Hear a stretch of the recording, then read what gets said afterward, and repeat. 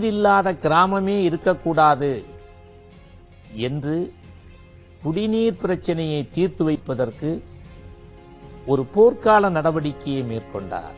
அதாவது சாதாரண டேங்க்ல இருந்து தண்ணி எடுப்பதற்காக அப்படி கைப்பம்பு இருக்கும்.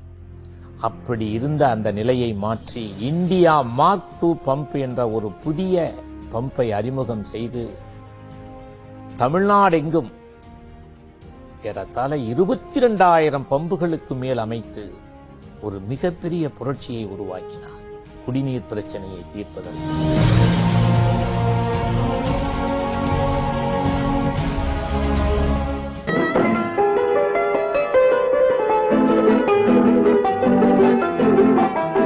கடல் நீர் நடுவே பயணம் போனால் குடிநீர் தருபவர் யாரோ?